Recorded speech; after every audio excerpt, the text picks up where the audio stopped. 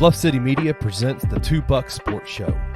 Stepping up to the microphone are your hosts, Drew Gann and Rusty Witten. Now, let's get to the show.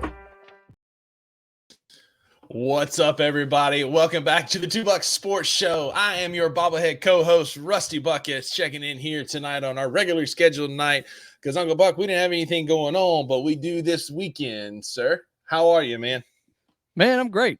I am just great. It is, dialing into a routine with a family of four, including a now 1 month old. Wow. It's been an adventure. I've said on this show many times, I am a creature of habit, and it just seems like there's like not much flow to the day anymore. And I'm actually adjusting to the no flow. Like I kind of feel like we're just kind of chilling out. We're kind of getting into a flow just in time for like another season to start, and that's like when Haley goes back to work. So it's just right back into chaos again for a month, and then it's like no school at all, and then just chaos again. So I think the only thing consistent in life is inconsistency. That's very fair. I can relate to that on a spiritual level. I understand what you're going through. It's always like, what are you going through, Rusty? Once you get settled into one thing, something else comes up. It is what it is. So life is funny like that sometimes. I agree. That could be a best and a beef in and of itself, life being inconsistent. Well, I said it on the show last week. There's two types of companies in this world. Ones that let out for the remembrance of Jesus' death, and the ones that don't. Absolutely. But moving right along. So we have got a jam-packed show tonight, as always. As Uncle Buck is blessing the show tonight. We've got a jam-packed show, as always. Lots to talk about tonight. But as always, we always start with our best and beef of the week. Our best and beef of the week is what has been the best moment of our week, or the highlight, followed by the low light or lowest point of our week. Usually not sports related, always tomfoolery or buffoonery related. Uncle Buck, hit me with your best of the week. Well, I guess this could go either way. My best of the week was, you got a long weekend, which is nice. However, like Easter weekend, especially when like Good Friday, and then it's just chaos and whatnot. However, to end the Easter weekend, we celebrated Jesus' death, or we remembered Jesus' death, and then celebrated his resurrection. And then, most importantly, my birthday was Monday. Oh, Lord. We need to bless this podcast again. No, good Lord. Yeah. Lord, I apologize.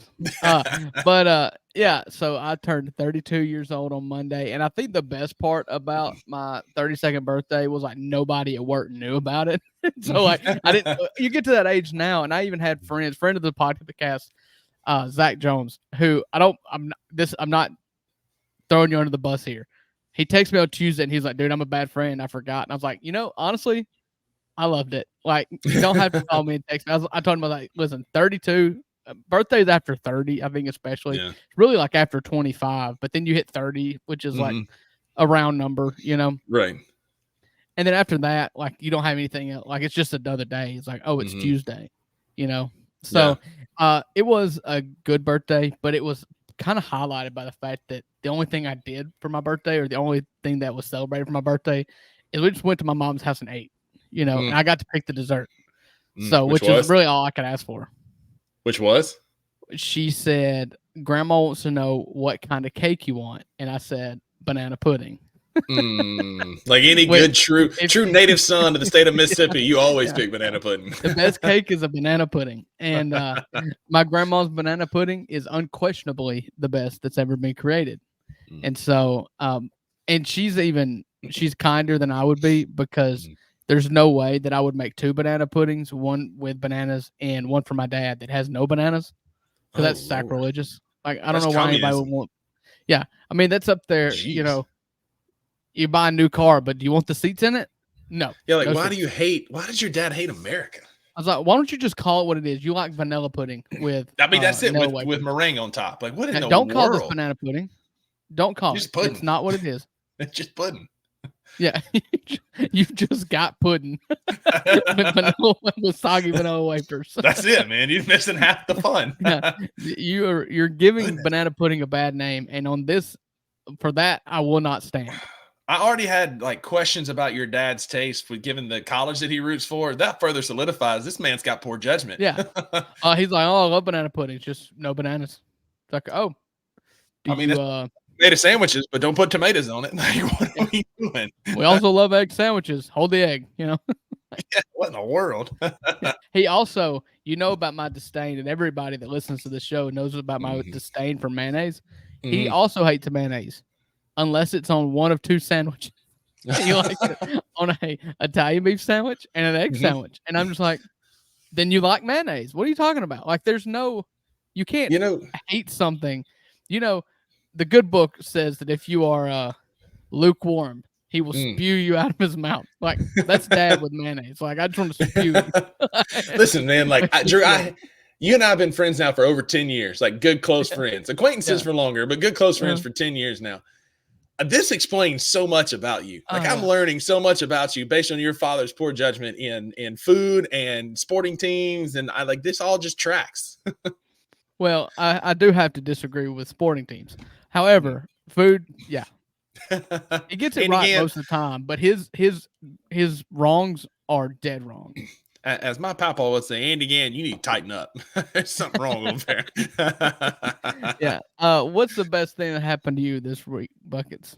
Oh man, I had to get in a good headspace, and we'll deep dive in on this in our second segment. But I had to get in a good headspace for this, Drew, because I kind of hinted at it earlier. Your esteemed colleague co-hosts will be together Saturday night in the FedEx Forum to watch them hang another platinum record in the rafters. We were there when the 50 for the city got put up.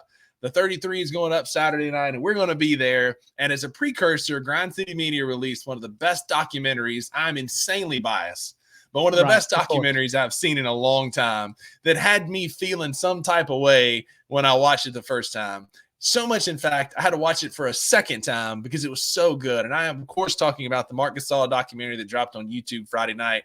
I couldn't watch it when it dropped. I ended up watching it at the beginning of the week and then again over my lunch breaks. And like, I just like, it just really, and we'll deep dive on this here in a little bit. It just really drove home the meaning of Saturday night. And the Grizz Instagram and Twitter have been putting out a lot of videos of Mark at St. Jude and his highlights that I've shared to my Instagram page. I'm going to be feeling some type of way Saturday night, but it was great to watch them do a phenomenal job of capturing the essence of what Marc Gasol was, what he meant to the city or is, and what his playing time here meant to the city.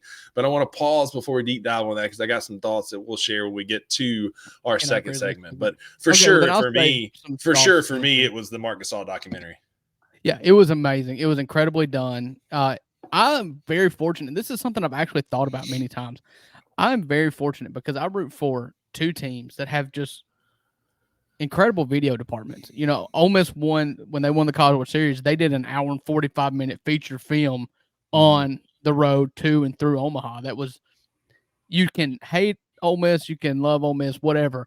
What's unquestionable is the quality of product they are able to publish for sure when it comes to video, clips, hype videos, and even feature films. I mean, they do an incredible job. And to be able to have the two teams that I love the most by far.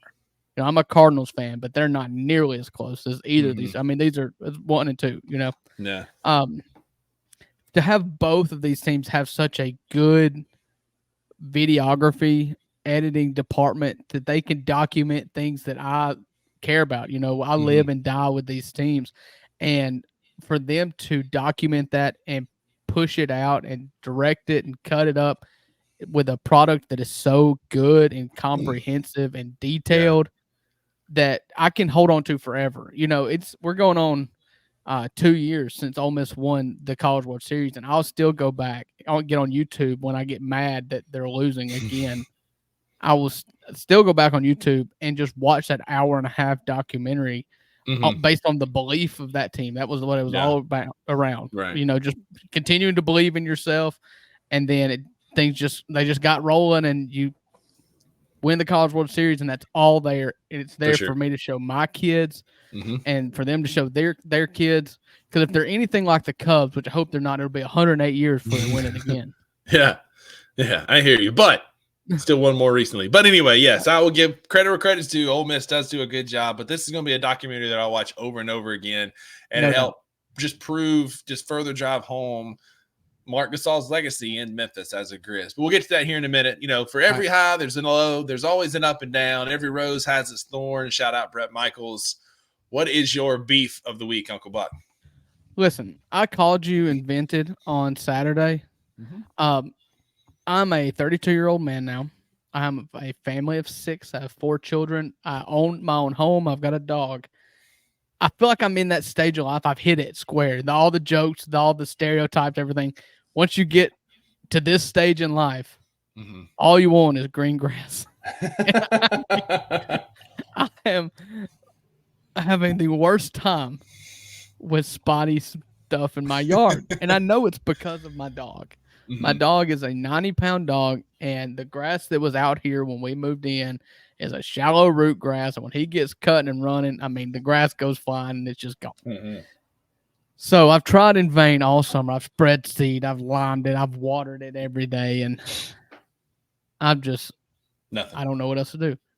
However, my wife has gotten really big into potted plants on on her maternity leave. So our front yard, banging. It's color. And banging. I've always, most people from the deep South, like we are at, especially our ancestors, we were plowers of the field. You provided for yourself from your own gardens. I've never been a gardener for crops, I guess. Like my parents had a little family garden at one point, but me growing up, it was all flowers. I would rather be in a flower bed than picking tomatoes any day. I don't know what it is. I think it's because I did it with my mama Kate so much as a kid. Like I was her right hand. I was her shoveler, growing up. And so now I'd rather just spread mulch, and I find myself when I'm overwhelmed from work or whatnot, I'll just go outside and prune the rose bush. Listen, this is what I do for fun.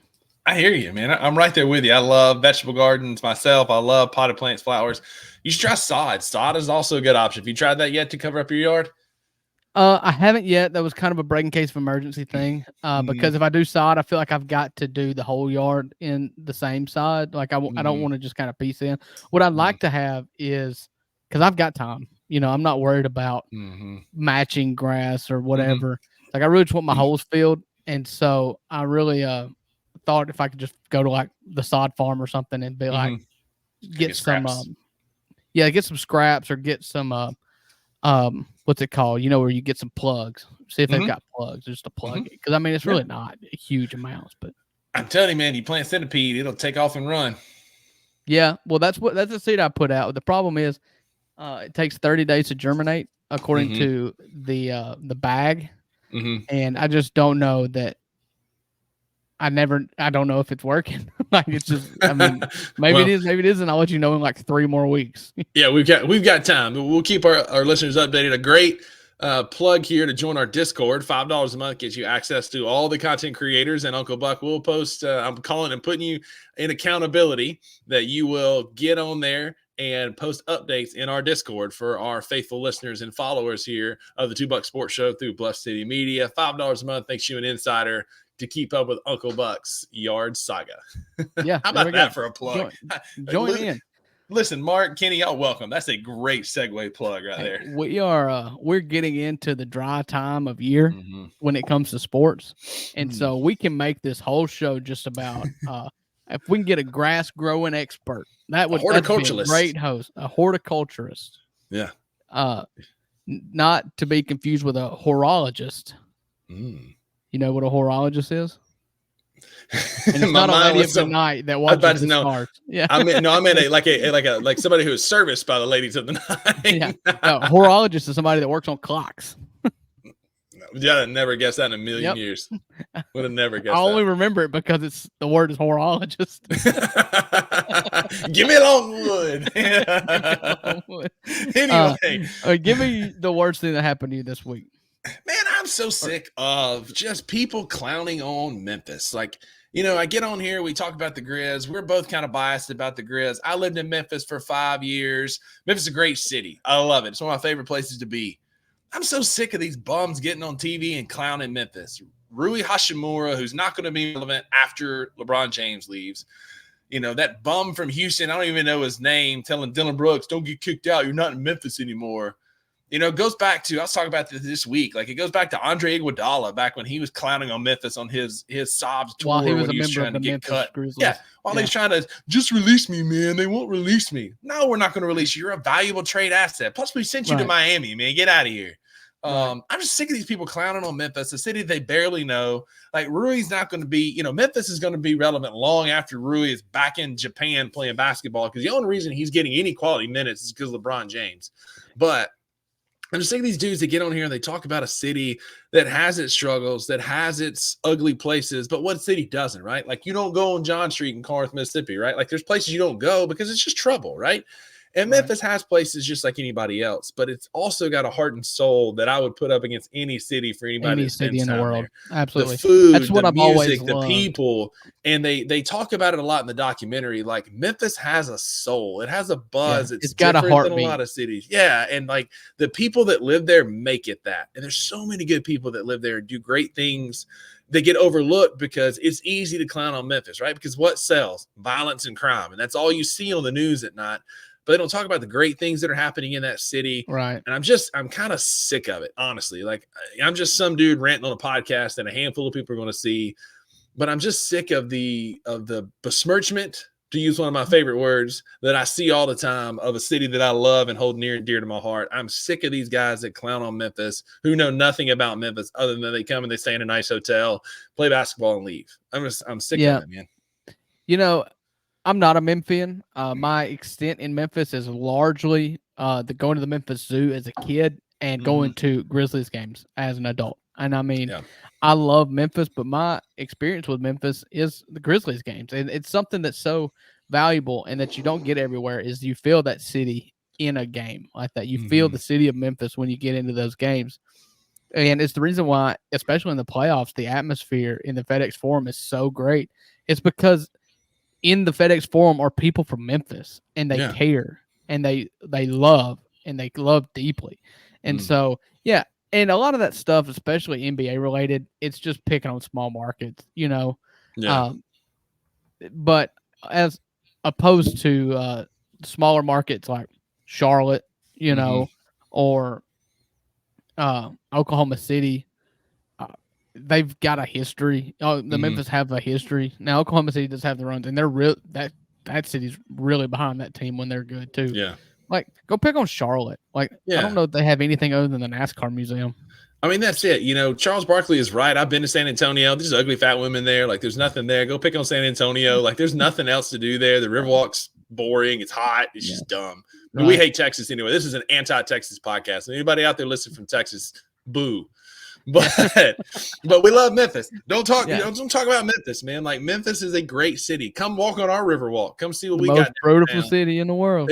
It's the beautiful land in the world, man. Memphis. Like it I don't know, man. Just miss me with the Memphis talk. It's old. I'm tired. Miss me with that. At my age, and with you at your age, I think it's perspective is fine. Is what you want. And if your perspective in life, especially at our age, is just to talk down on things that other places or other things, like I ain't got no time for you anyways. Exactly, man. Like if that's how you're going to get your 15 minutes of fame, like that bum, I don't even know his name. I don't care to know his name, from Houston, that little white blonde kid that was like, Dylan Brooks, this isn't Memphis anymore, man. If you're listening, don't get kicked out. Like, who are you? Like I don't even know who you are. I don't even care to know your name.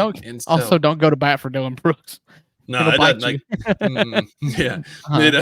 it doesn't look good. Trust me, we did it for 2 years. It's like, do you see where Lizzo was quitting? Did you see that? I heard about it on Vernon's show, which credit where credit's due. Yeah. But So Lizzo said she was quitting, and then the next day she came back and she said she was quitting all negative energy. And I was like, good luck with that. Yeah, That's like, what I'm gonna do. Like, yeah, I will accept no more negative energy. that's it. Good vibes. How I regulate that, who knows? But I don't know. I quit. I need some white everybody girl needs with a to know. nose. Yeah, I need some white girl with a nose ring to tell me how to do that. But in the meantime, good vibes only. I know somebody you can call. All right. Let me tell you about Vicky Gann CPA. The first segment is brought to you by my mama, Vicky Gann. And let's flash it one more time. It's like a disco in here.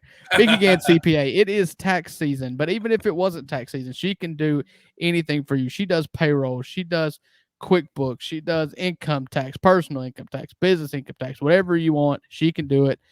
Call her. Her phone number is 662-415-6446. Call her for a quote. Call her, set up a meeting. If you or anyone you know, excuse me, hold on. Sorry, choked on air. If you or anyone that you know has a small business that uses QuickBooks or has QuickBook questions or wants to start using QuickBooks, call Vicky Gann, CPA. She is a QuickBooks expert and can answer any of your questions. Call her 662-415-6446 or email her VickyGannCPA@gmail.com. That's VICKI GannCPA@gmail.com. Tell her you heard about her from the $2 Sports Show. It will make her day. It will make our day. And so check her out. Just do that. Do mama a favor.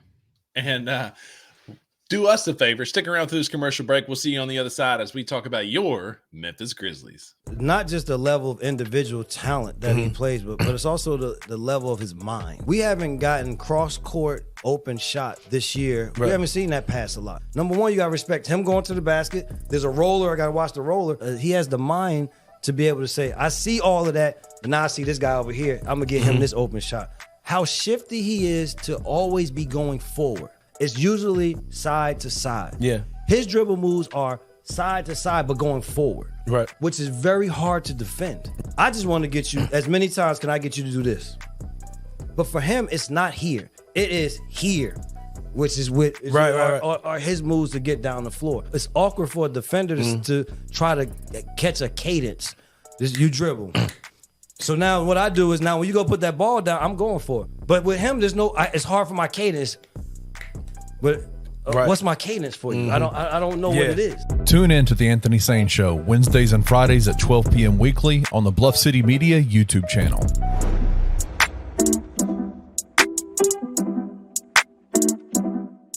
Who do you need to step it up? Outside of David Jones, I think David Jones is David Jones. I don't think you need him to step it up because he's been performing. Yeah, he's David Jones. Outside of him, he's fine. I think Quinterly needs to play better. In what way? He's facilitating the ball well. What do you I don't. To a 12 from the field's not cutting it. It's not great. It's not great. And I don't need a runner three from the top of the key with 3.5 seconds left. Is Virginia the game where Jordan Brown is going to cook? Those dudes aren't looking to run the ball. Cook what? Dude, I thought he was going to have a freaking night. He came out with that fresh cut, lined up. And then literally within the first 15 seconds, missed a wide open layup. And then picked up 2 fouls right away. I feel real lied to because I thought we were getting a 20 and 10 guy. Didn't think it did anything for you. Well, I think we all thought we were getting a 20 and 10 guy.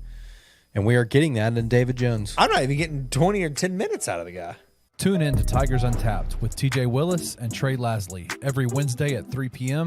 on the Bluff City Media YouTube channel.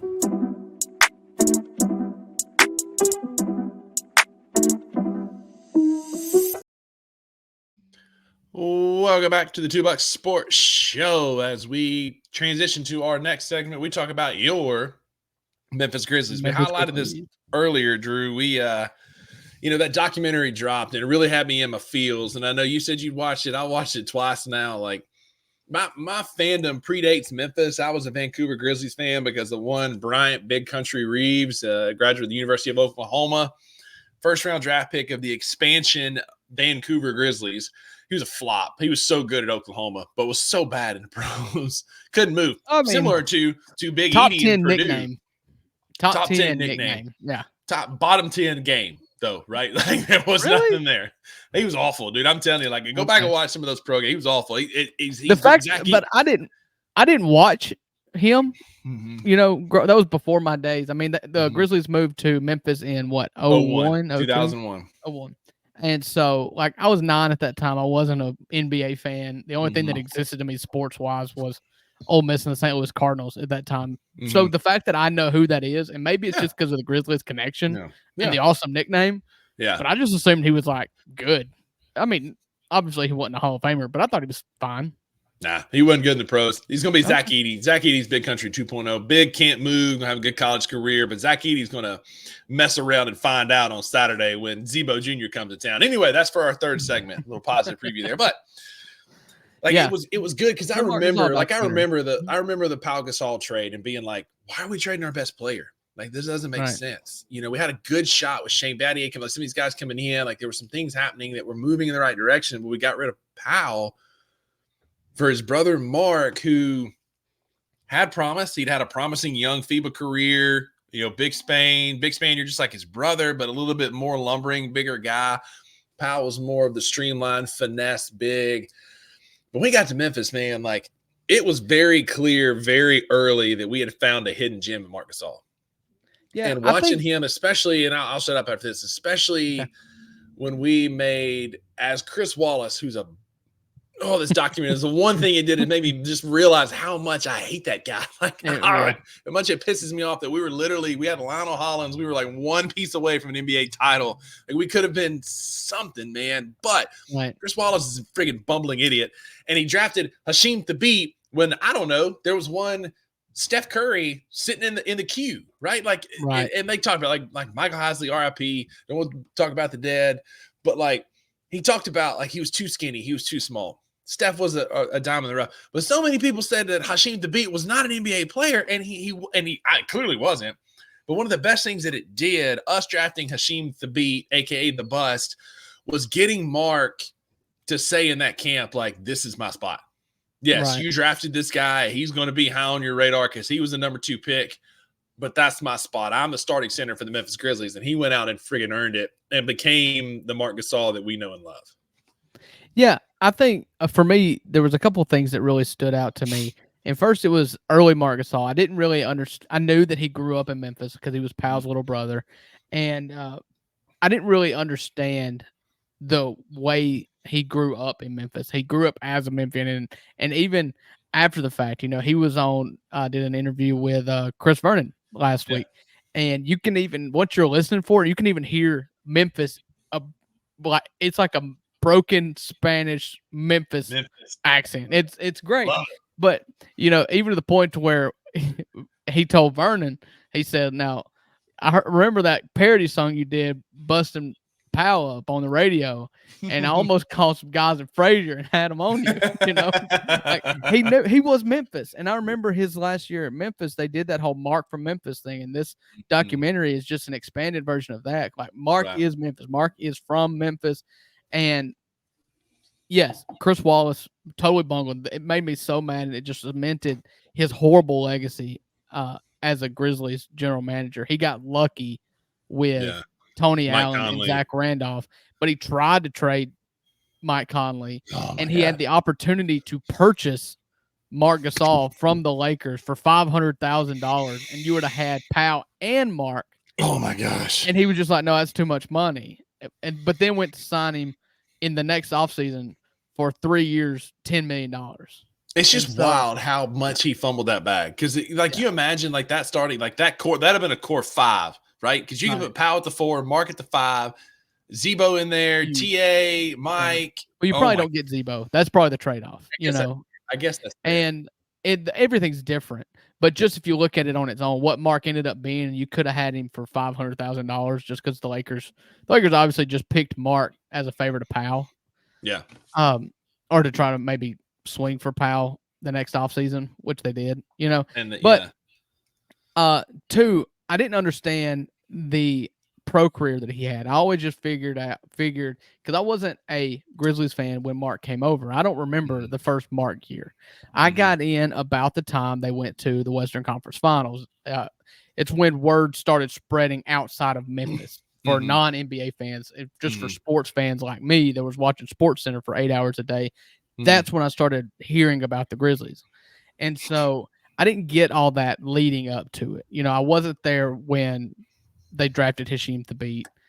But when I first watched the Grizzlies, he was on the bench. And so to see the development of Mark, especially once he went back to Spain, and that not only was he wasn't even a project when he came back. Like, he was a Spain fully developed Marc Gasol into the basketball player he is.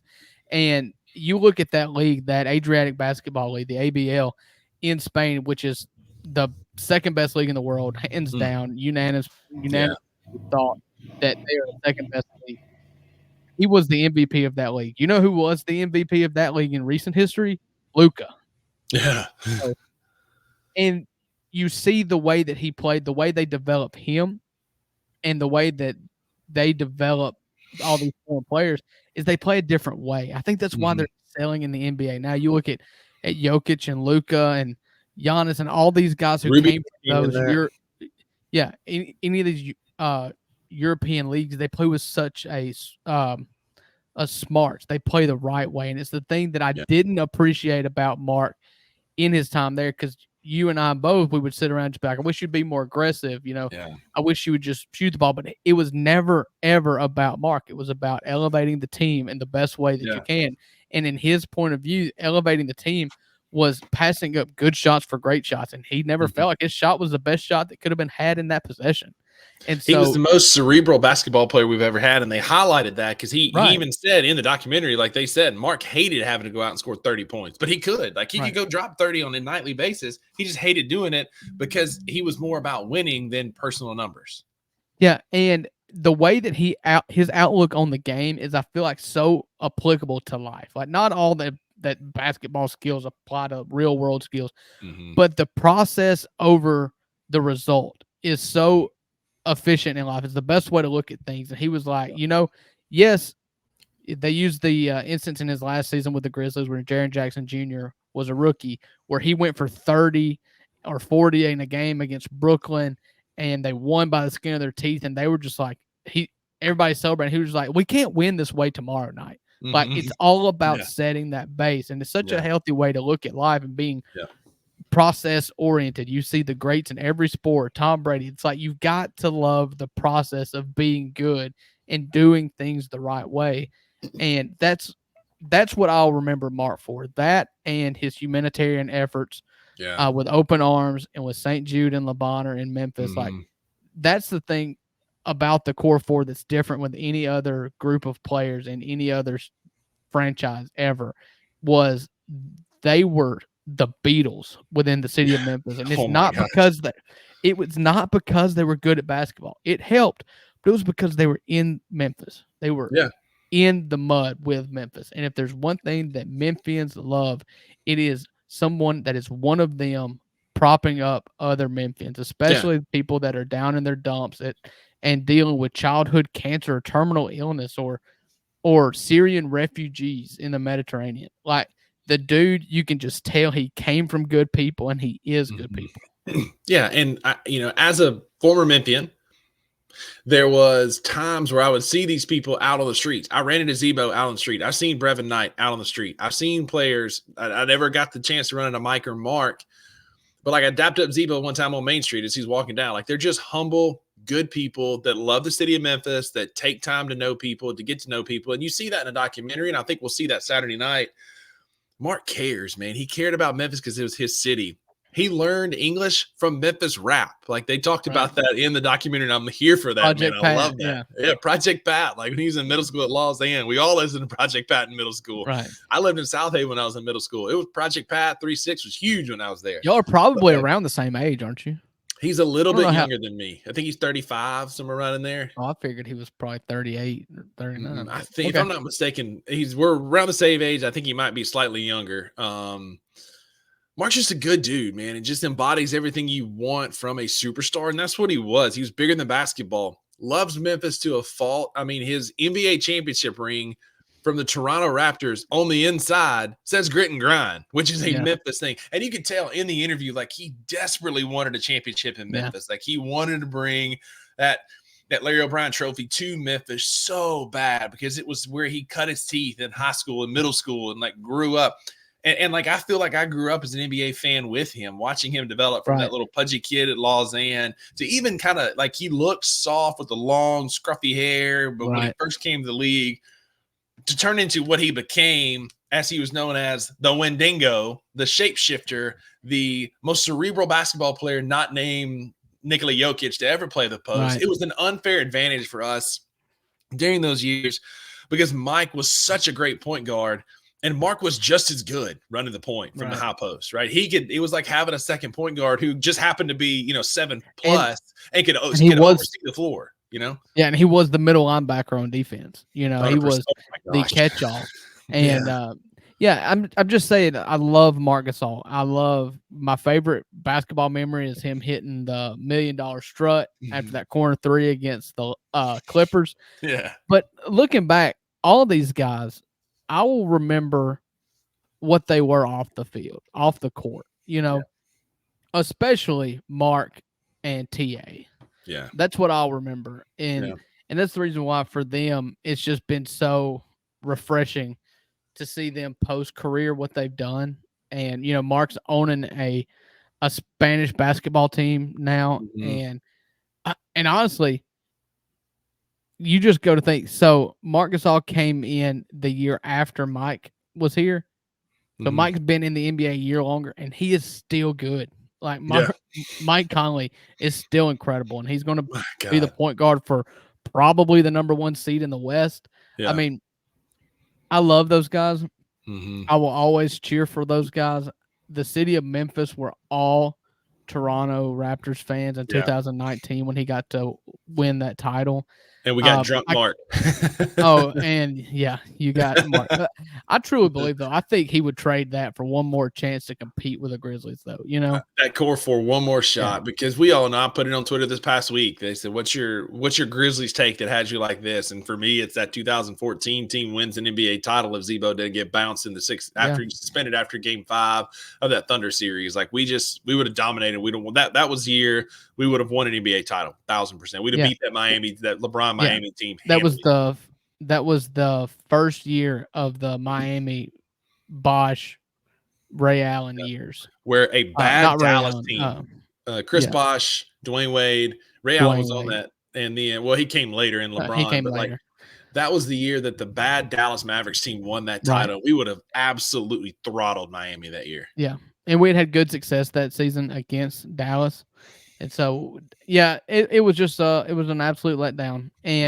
But that's not what I'll remember forever. It is one of the memories. But what I'll carry to my grave one day was just the camaraderie between those 4 folks in the city of Memphis, and just how I was so proud to root for those people. Yeah. And speaking of having success against a better team, I guess, your Memphis Grizzlies are 2-0 against the Milwaukee Bucks this year with a big win last night. And the thing that I took away from it more than, Tripp had a night, man, a 45-piece with no fries, just cooked them. Over his last 2 games, he's averaging 26 points in the second half, like just cooking people when it matters. But for me, Drew, the biggest takeaway from last night was that closing lineup, as you hinted at earlier, of BC and Tripp in the post, closing out that game. You talk about like a lineup of death in the future of just some athletes, having Ja, having Dez, having Gigi, having Tripp, having BC on the floor to close out a game, or Marcus at that 3 instead of Gigi, but you think Gigi for the athleticism. That's a lineup of death. And seeing Jaren and BC close out that game like they did 2 years ago was so good for my heart to watch Brandon Clark be a basketball player again, playing alongside clearly one of his best buddies. And looking athletic, I think BC finished with like 15 and 7 last night, which is a very good BC line. It's great. I mean, I'm here for it. It's awesome. That's me. My biggest takeaway from last night is that Brandon Clark is way better than I expected him to be. We talked on this show. I got your opinion as a doctor of physical therapy about what to expect from a bouncy guy, a leaper, a year and some change after a torn Achilles. And I said to temper the expectations. Yeah, but what we're getting from him is incredible. Yeah. He is healthy, and I think they slow played it a little bit. That he got his sea legs in practice apparently, because there's been no lagging in his game at all. He has been extremely back. Now we haven't seen the high flying alley-oop yet. However, his game, what he never really got credit for, especially for me, and I'm gonna give it to him now, is his below the rim game is so good too. His rebounding game is good. His floater game is good. Little bunnies. He's such a well-rounded basketball player. He's not just a leaper, and that's what you're seeing is coming off of a catastrophic injury, lower leg injury like that. He is still, despite the fact that he's not finishing alley-oops from Ja right now or anybody else, he is still greatly affecting that game. And the two-man lineup of Jaren Jackson Jr. and Brandon Clark has always been one of the best two-man lineups that the Grizzlies have offered since they've been on the team. And I think they've only played about 78 possessions together, but they're plus 15, which is in like the 95th percentile. Huge. And then on defensively, which is not Brandon Clark's real strength, it's not what he's known for. They're allowing 100 points per 100 possessions. I mean, and it's in the 100th percentile. And it's just, you can't beat it. And I'm just going to hit it home again. Well, yes, Brandon Clark is great. This season for Jaren Jackson Jr., if there are any haters left, like, you just go pick another team. I'm not going to hear it anymore. He has been absolutely outstanding. He had 40 points in the game before the Bucks. He had 35 in the Bucks game, including a dagger fadeaway three from the corner. I mean, you look at him and we used to hope, like, once he gets some girth about him, he'll look like Giannis. Well, he still don't look like Giannis, but he absolutely bodied Giannis on multiple occasions in both games that they've played against the Bucks. He has gone full-blown ISO Triple J, and nobody can stop him from getting to the basket. Last season, he was the defensive player of the year, unquestionably. This year, he's not going to get it because the team stinks, but his offensive game this year has been so amazing. He has been just clutch. And there's been two knacks to his game, maybe three. One, he's not been able to stay healthy. He's been healthy all year long. He has not missed an extended period of time with injury all season long. Foul trouble, not anymore. You get that, he's going to have his games, but he's a big man in the NBA. And he's not a good rebounder. At this point, he just is what he is. I mean, he may never be a good rebounder, but what you're seeing, he's an incredible defender, and he's great on offense. And if he was a great rebounder too, well, then you're talking about like a Hall of Famer. Maybe he's not that, but what he is on this team is one of the best number threes in the NBA if you're fully healthy. And he has gotten a chance this season that has been just decimated by injuries to perfect his craft on offense. And he has been so good. And two things to that. Number one, in the last calendar year, he now has more 40-point games than he does foul outs. And so he's figuring it out. Yes, he still fouls out of those inopportune times. He gets in foul trouble. And God bless Taylor Jenkins if he doesn't, he's getting better about it. But like sometimes you got to leave Chip out there and let him figure it out. Because again, he has more 40-point games than he does foul outs in the last calendar year. Number two, it was fun last night to watch him absolutely cook Brook Lopez, who was in the running for Defensive Player of the Year with him last year, and people were saying he should have won it over him. And last night showed, you can't stop. You can't stop. Jaren Jackson Jr. is inevitable, and you can't stop him when you're Brook Lopez, Mr. Second Place Defensive Player of the Year. You couldn't stop the First Place Defensive Player of the Year from last year, and Jaren looked every bit of the part of just that killer. And he had that look in his eye last night that you would see from those elite killers. I won't quite go as far as make the Kobe comparison, but last night he was a killer. And he was I'm going to win this game. And you look going forward, and the best driver and finisher off the ISO is Ja. It's him and SGA. Luka. You're talking about ISO scores in the league. Ja's one of them. He's the most explosive by far at getting to the rim, the most crafty at getting to the rim. The other two, lots of mid range, but getting to the rim, there's none better than Ja Morant. And that, next year, just a little forecast for you. Ooh. Jaren's numbers may not look as good, but I can promise you he will be just as effective, if not more. Because pick and roll, you get so many things. You get a 2-man game with Ja and Jaren, or when Ja's on the bench, Ja and Brandon. I mean, Jaren and Brandon. There's just going to be so many lanes opened up when Ja drives and kicks, or or to the wing to Jaren to drive, or they cross each other in the paint, and the possibilities are endless because they Jaren finish is so well. And he's so undefendable because, yes, like you just said, he can drive and get to the rim. He can also hit that corner three or that wing three. He's got a mid-range game. Jaren is so lethal. He's truly a unicorn because he's a big man who plays like a three. Right. And he's so athletic.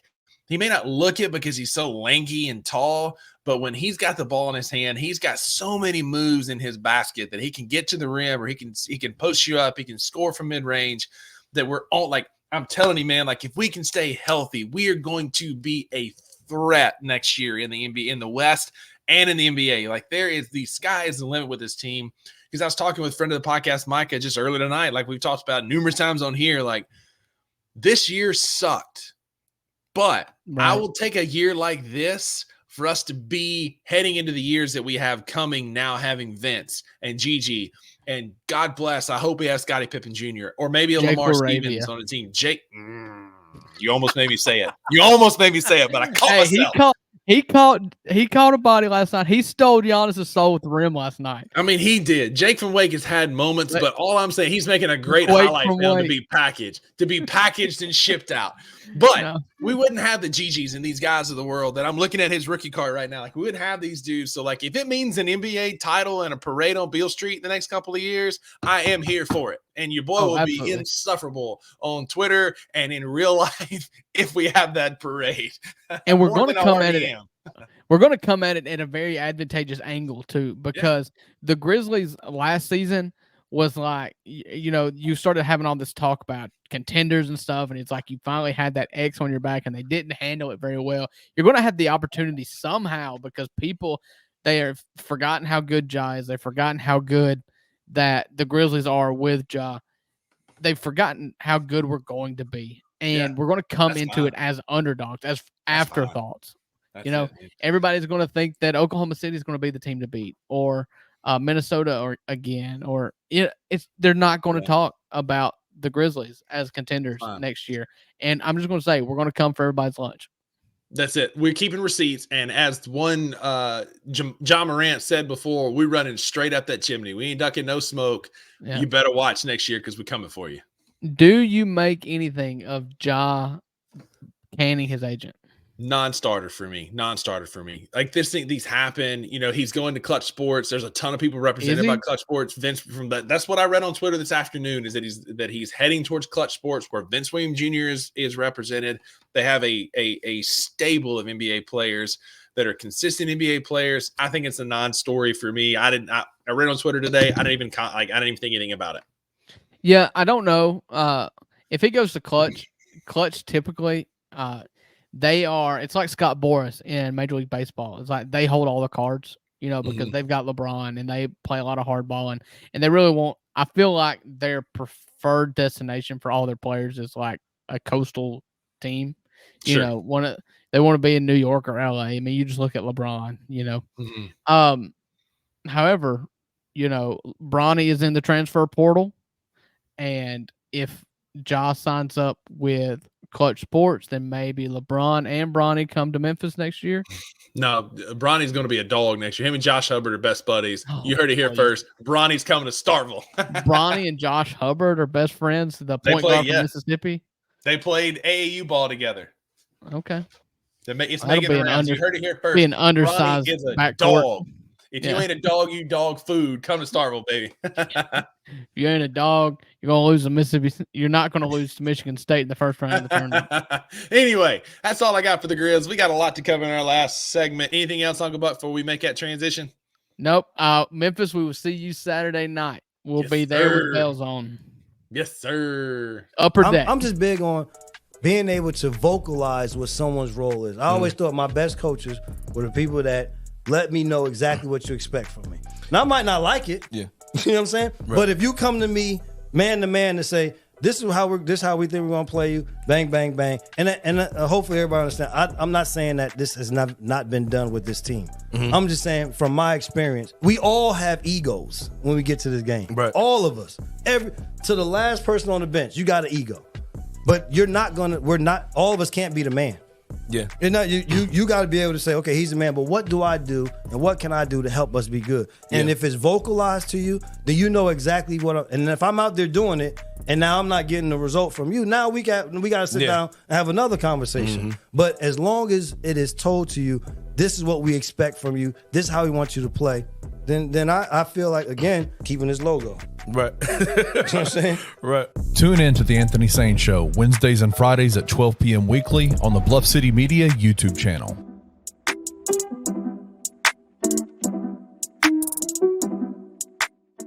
All right, Christian. Yes. You are Penny Hardaway. I'm not. Yes, you are. Okay. Today, you're going to play act, okay?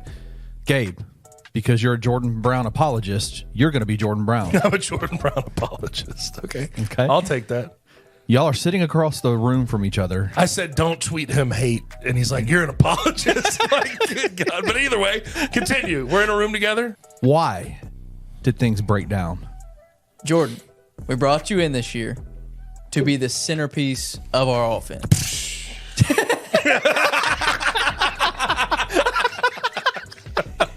You came in out of shape. Let's call it what it is. Call a spade a spade.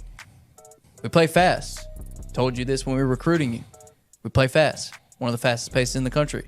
You have to be able to get up and down the floor. You have failed at that. Oh, well, I'm leaving. So it's fine. Cool. Tune in to On the Bluff with Christian Fowler and Gabe Kuhn every Tuesday at 12 p.m. on the Bluff City Media YouTube channel.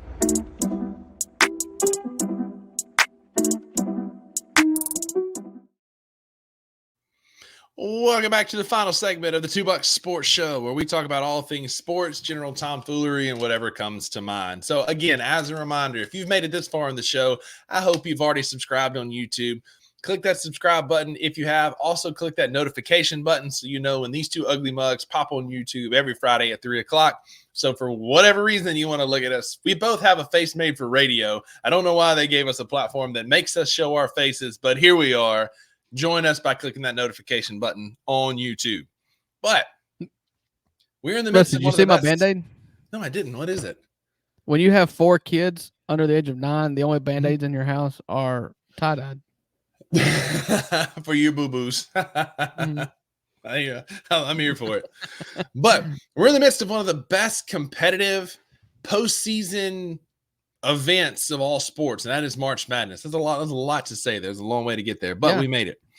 And we have the $2 Sports Show Tournament Challenge bracket going. We currently have Paul Wall's Revenge in first place, but he only has he or she, we don't know, only has 960 points available. So probably not going to finish well because Houston was their national champion. They have been eliminated. Yeah, they did. Most people pick UConn, including your more handsome co-host over here. Rusty Bucket's bracket is in 19th place with UConn as the national champ. Uncle Buck is currently in. Oh yeah, dude, my Final Four fell apart in the elite. I had most of the Elite Eight. I have one in the Final Four. Right. Yeah, you picked all of them wrong. Yeah. So the only one I got is UConn. I got them winning it all, but I think that we're in for some treats on Saturday night. I really do. I think there's some good games. I think UConn is going to absolutely blow out Alabama. That game's not going to be close, but the nightcap is going to be a great, great basketball game between Purdue and NC State. And I think Edey gets away with so much because he's big. He shot 22 free throws against Tennessee. Yeah. My man set up shop in the lane where he never moved from the paint. There was no offensive or defensive 3 seconds even thought about. I am here. Listen, Drew, you and I played football. You played a little bit of football, I believe. I played 1 year of organized football. Yeah. 1 year of organized football. There you go. Well, you'll still appreciate this. It was Low man always. It was my 8th grade year at Kossuth, and I did 7th grade twice. So I felt like I was around the same size as everybody. Yeah. But low man always wins, right? Low man with leverage. And DJ Burns is a load. He's a low man. And I think I think he's got a real shot to expose Edey for what he is, and that is a concrete-footed lug who gets away with a lot because he's big. Yeah, I mean, Edey's just one of those guys. He's like Hashim Thabit. Hashim Thabit is a college cheat code because college rules are different than pros. In pros, you've got to move more. You've got to have more lateral quickness in the pros. You can't just stand underneath the basket. And Edey does a lot of standing underneath the basket. Yeah, I mean, I know a lot of Tennessee fans were very upset over how that game played out in the Elite Eight with Edey getting 22 free throws. And I get it. It wasn't an Edey free throw festival. It was like 7'4" James Harden out there. Yes. But I guess I'll just keep on being wrong. But I still don't think NC State is like world beaters by any means. They're not. And Purdue they're just is hot. A 1 seed who's been good all year long. So I think we're headed for a 1v1 matchup that UConn is just going to dominate Purdue. They're going to dominate Alabama. They're so good. They're so good on both ends of the floor. And like watching that Illinois game the other night, shout out Lauren Massey, friend of the podcast, a 30-0 run in Division I college basketball is unheard of. And you're seeing a real change in trajectory for Donovan Clingan and Memphis Grizzlies and Zach Edey. Like they're like two ships passing in the night. I don't know if you saw, but also a friend of the podcast, Lauren Massey, kind of came at me when he asked, when I retweeted an article that we should draft Donovan Clingan, asking me if I really thought Clingan was better than Edey. And I was like, absolutely. He's more athletic. He reminds me of young Marc Gasol. He's got some mid-range game. He can pass. He sees the floor really well. And he like went at me saying that Edey, that's a bad comparison. Like, A, no, it's not. B, I lived through Hashim Thabit. I don't want another one. Because Edey has every like he looks like a bust. And I just told him, you're just mad that you're getting cooked by a future Memphis Grizzly, because Clingan absolutely had his way against Illinois in the post. When it got up to 18-0, like you could tell Illinois was just like the Adrian Bronner clip, right? Like, I don't know, I'm getting cooked. Like they were done. Like them boys were whipped. Yeah, I think that the Donovan Clingan game honestly translates to the NBA better than Edey. And it's especially for the Grizzlies. If you're looking at the Grizzlies, the last thing the Grizzlies need with a drive and kick point guard like Ja is a guy that's playing on the block. It's just you're just crowding up the paint. It's just not a good fit. I don't want any part of Zach Edey. He may work somewhere else. Walker Kessler has worked really good at Utah. Yeah. A lot better than what I thought. I kind of thought he was a heavy-footed lug that was, tall for nothing, but he's actually been really good blocking shots and rebounding for Utah coming off the bench. And so I think he has given life to Zach Edey, but I just don't want any part of it. I think UConn for the tournament is just going to dominate everybody. Yeah.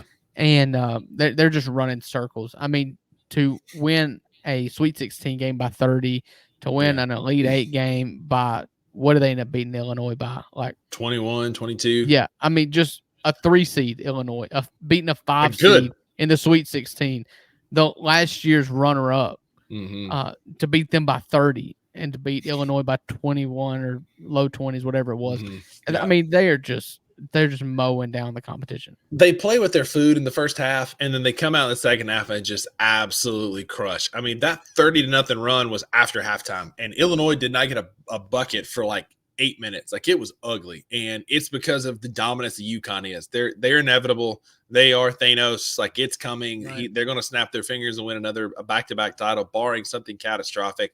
I don't think, like, Alabama's hot, NC State's hot, Purdue's good, but none of them, I don't think any of them compete with UConn on Monday night. I think this is another UConn national champ. We have our first back-to-back national champ since Florida.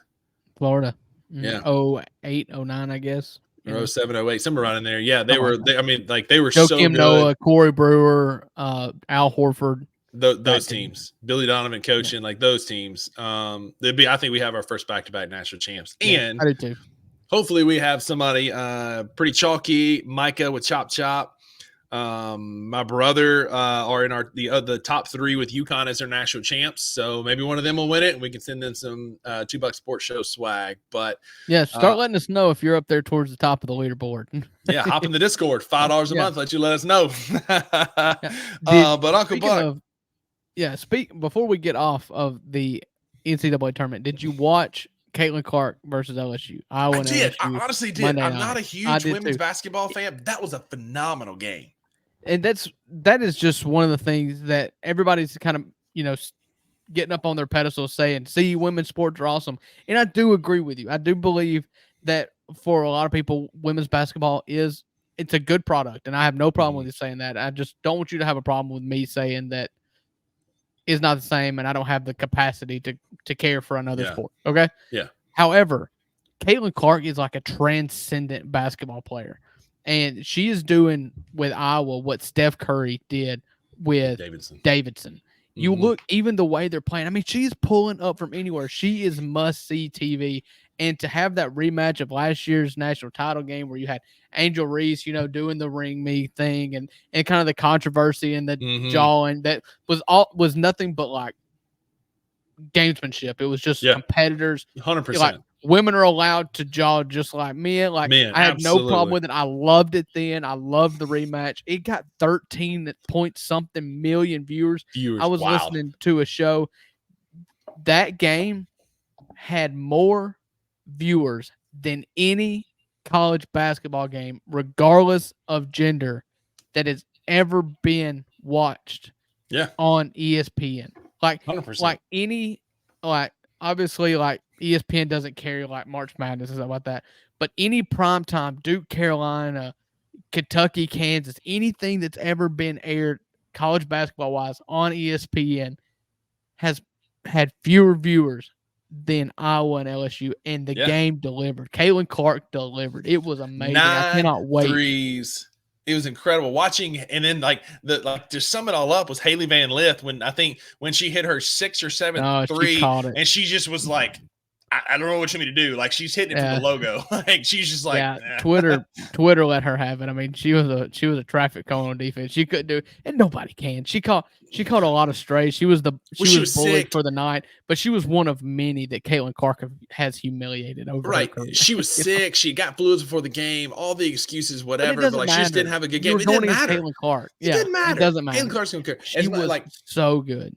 And I'm sure you're going to get at me for being a curmudgeon. I can do without some of the whining and some of the complaining that she does, but she is a talent that is unmatched in college basketball in a very long time, just with what she's been able to do, from a scoring standpoint, from bringing attention to the game. Like, she's good for women's basketball. She's done a great thing in Iowa. Yeah. She's going to have a great, she's going to transition to WNBA and bring a ton of talent. I'd love to see her in the 3-point competition next year. Like, Sabrina was in this year with Steph. Like, there could be some cool stuff done with that because she's a killer, man. She can shoot. Like, I don't think they beat UConn. UConn women are incredible this year.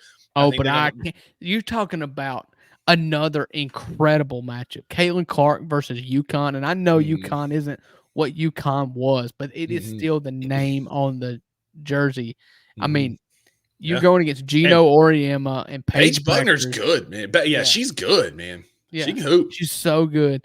And I mean, it's must-see TV once again. I will watch UConn versus Iowa.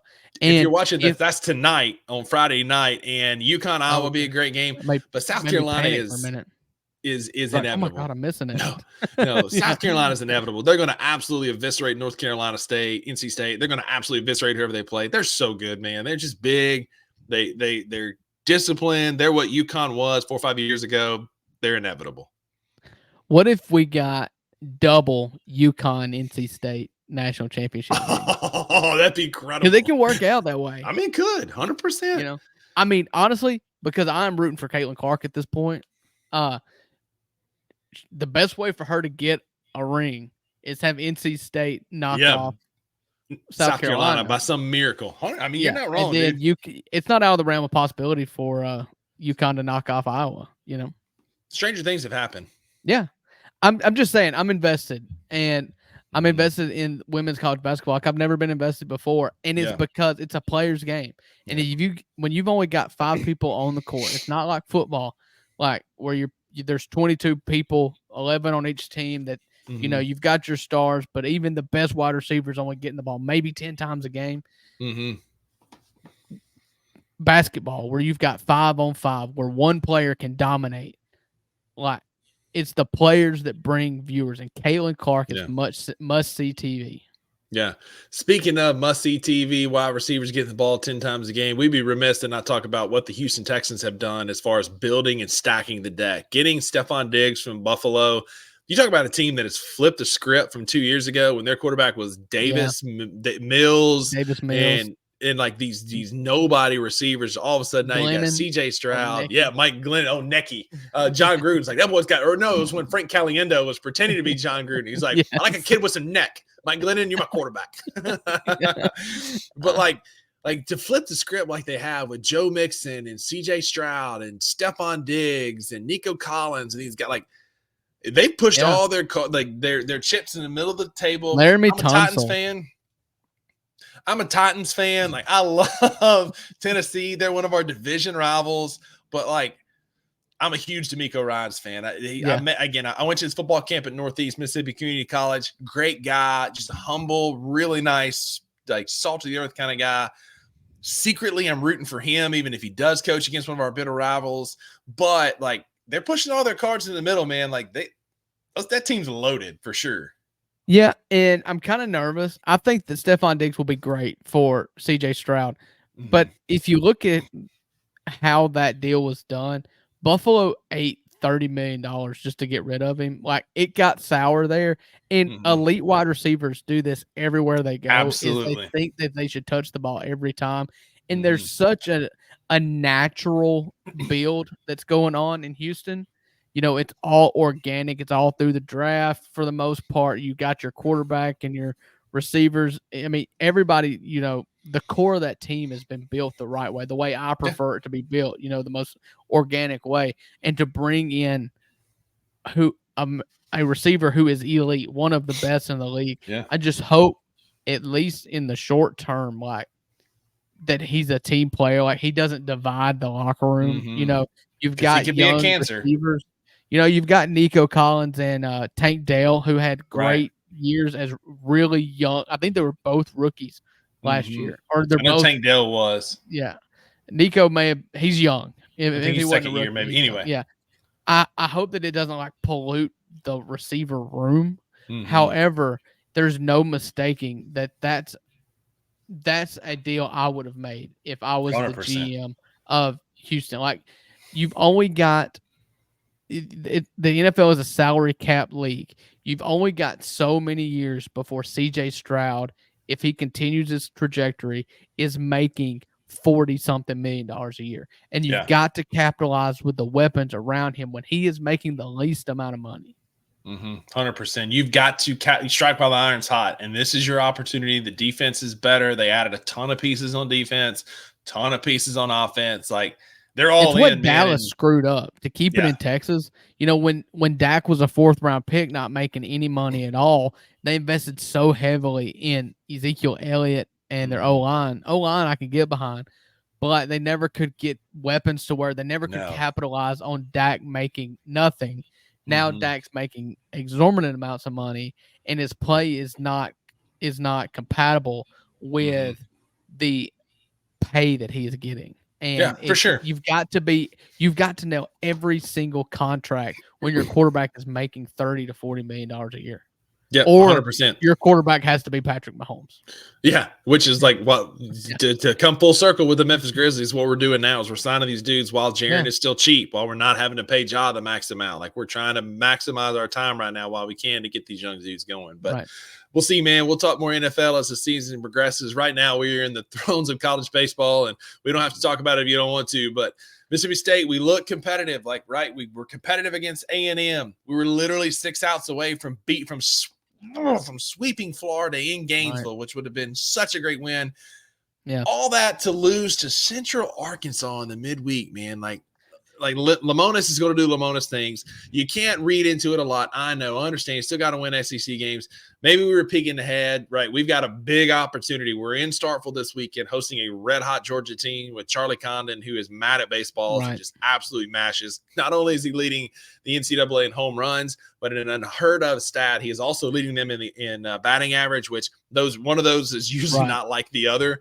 Most of those guys that hit all those bombs hit like 198, but they hit 40 and if you're hitting runs. 400, you're hitting gap to gap. That's it. You're a small ball player, right? You're not a power guy, but he is every sense of a superstar. You got an opportunity to do something big this weekend, right? Because we play at Ole Miss and we got Auburn that comes back to town, so the road doesn't get a lot easier. You got to capitalize now while you can. We're healthy. We're pitching really well, but it's like Durangelo is incredible.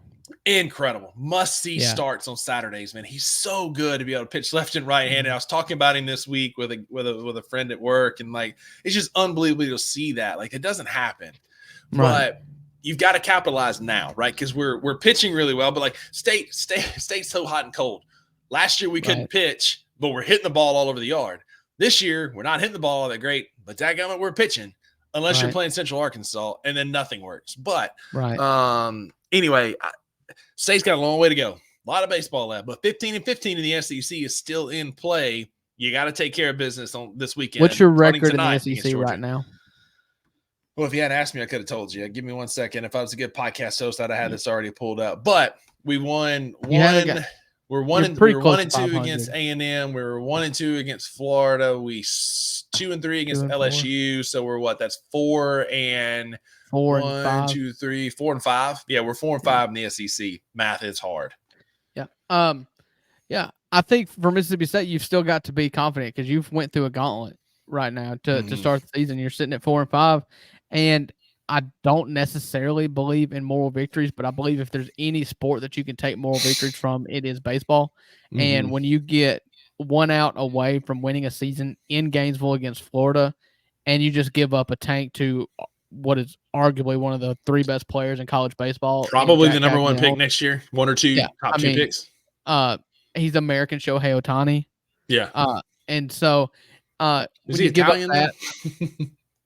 He's American, right? He is, but with that last name, he's American. Oh, I got you. But you can take a lot from that. Like you said, you're 6 outs away from sweeping. Don't get too down in the dumps. I think that Lamonis got on that bus all in all pretty happy with how his team fared against Florida. We were very competitive. We were in every game. We lost, again, on a walk-off home run to one of the top 3 players in America who will be a finalist for the Golden Spikes, I'm sure. Right.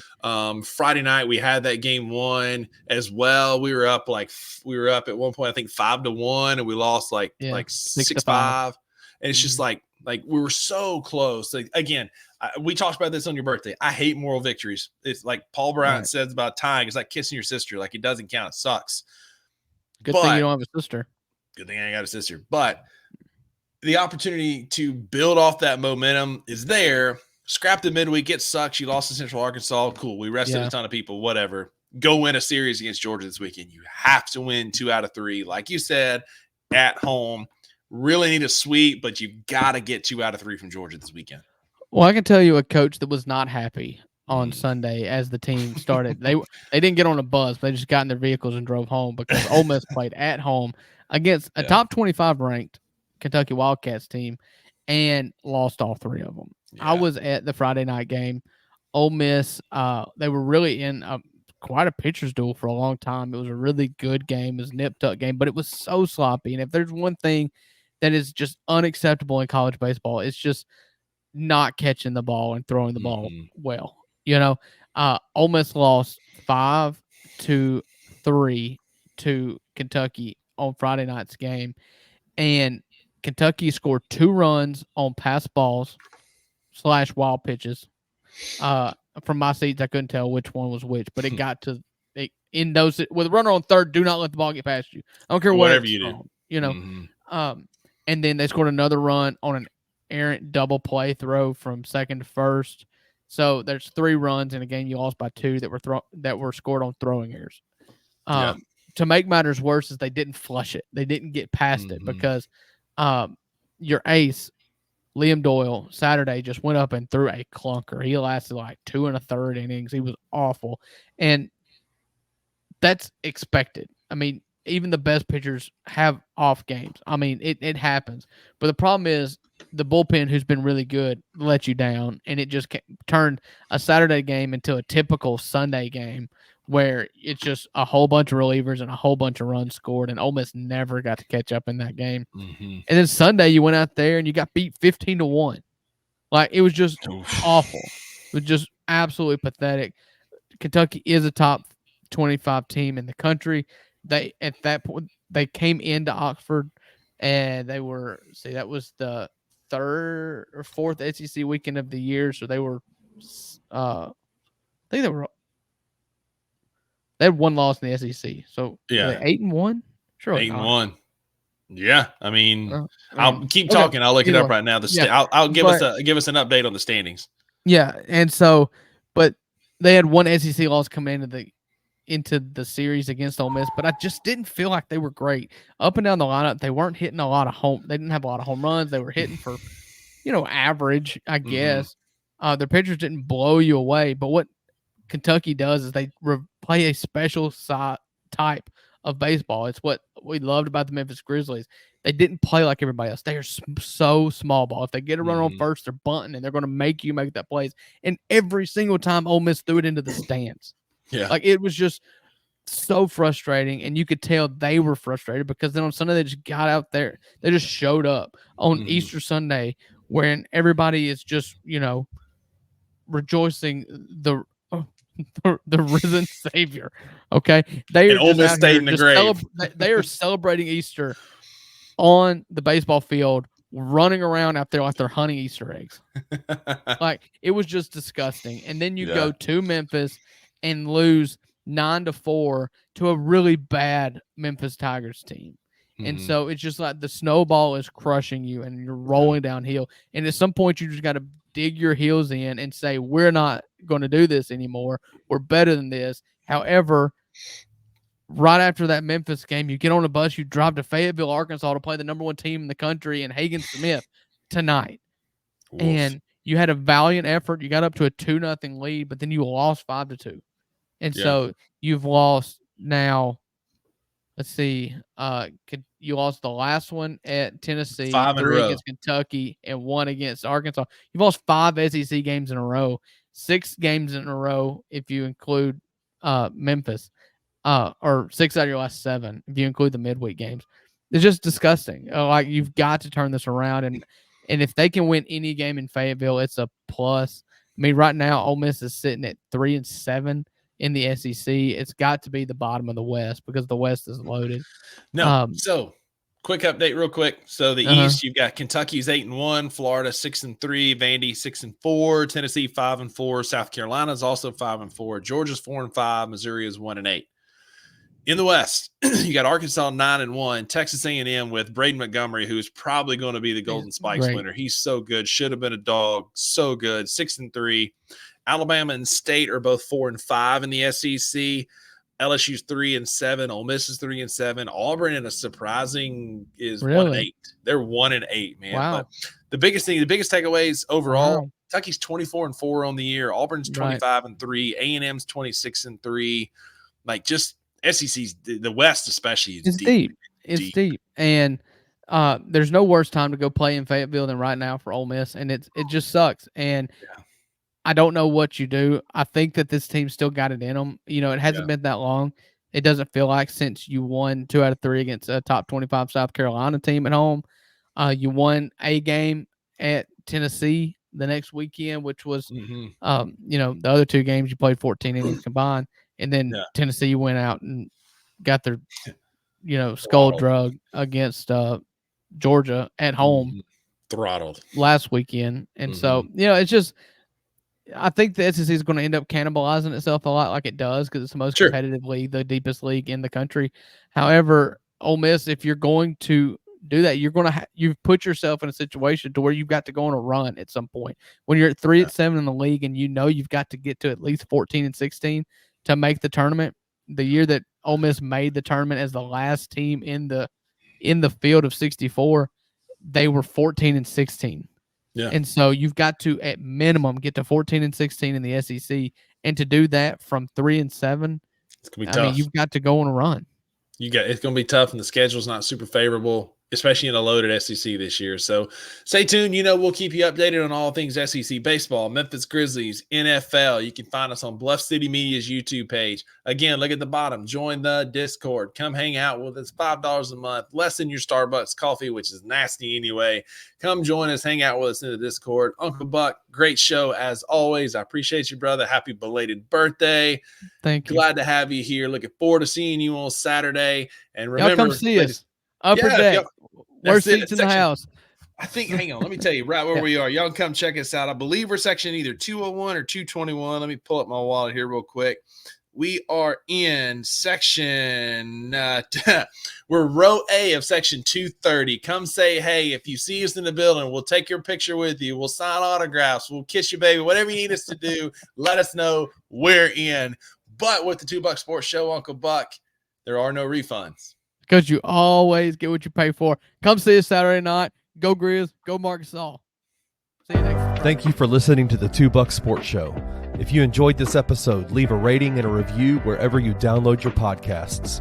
Also, like and subscribe to Bluff City Media's YouTube page. For comprehensive coverage of all things Memphis sports, head over to www.bluffcitymedia.co and find out how you can become an insider. We will see you back here next time.